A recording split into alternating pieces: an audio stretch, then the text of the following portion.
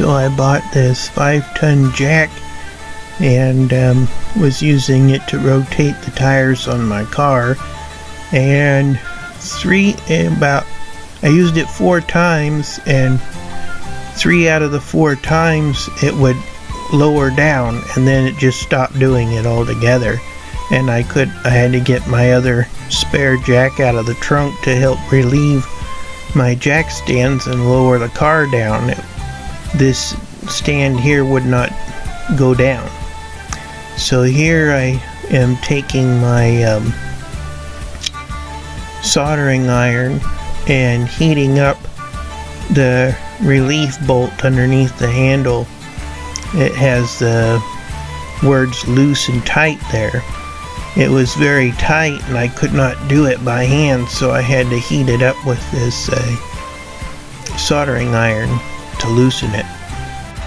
Once I was able to get it hot, then I could put the wrench that they provided, it's a hex wrench, on there, and then it came loose. And I suspected after looking this thing over that maybe as tight as that was, it was keeping the jack from going back down. And it's supposed to be a safety relief valve of some kind to in case it doesn't go down on its own and you got the car in the air, it will release it and let it go down. But it was just so tight that I couldn't even do that. So I brought it inside and put it on that hot soldering iron to heat it up, and it did just enough heat to get it loose.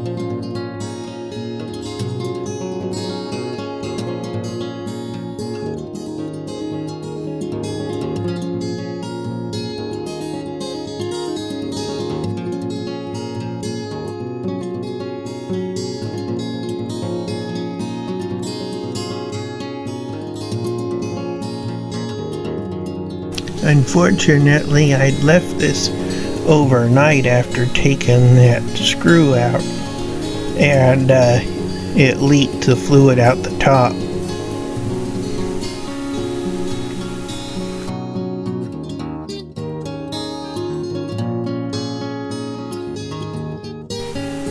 So I went to Home Depot and got PB Blaster. They make more than the spray. They actually, to my surprise, make hydraulic fluid for hydraulic jacks. And here I'm trying to get the hole open just a little bit more with this drill bit so that I could pour it down in there and fill it back up with hydraulic fluid. Some guys online said that people weren't putting enough fluid in it, and that's why the jack wouldn't go back down. And so now we can test both of those by loosening up this relief valve screw and putting fluid in it, so it's the best of both worlds. PB blasting fluid.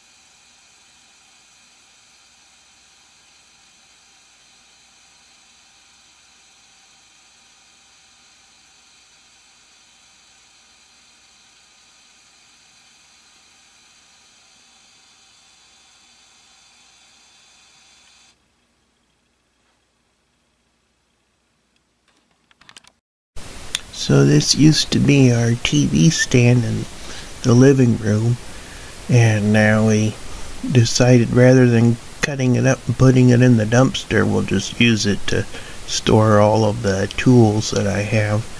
I'm running out of space on that shelf to the right over there.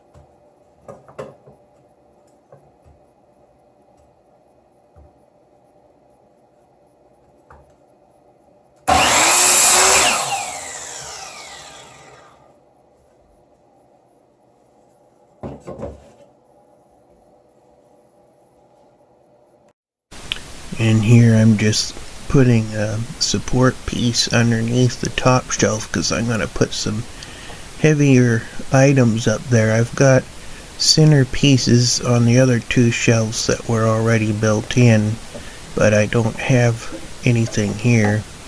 And it's got metal edging all the way around it, so that helps keep the shelf up too. That was already installed when we bought it. We didn't put it together ourselves. Somebody else did. Got it for 20 bucks. Even had casters underneath it and all these black colored metal supports on there. But I decided to put an additional support underneath just in case, because I'm going to put the heavy stuff more towards the back.